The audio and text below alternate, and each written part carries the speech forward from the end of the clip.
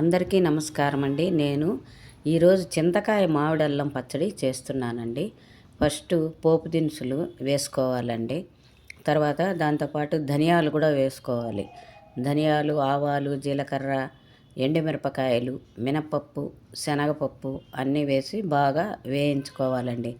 దీంట్లో పచ్చిమిరపకాయలు, ఎండుమిరపకాయలు, అల్లము అన్నీ నూనెలో వేయించుకోవాలండి.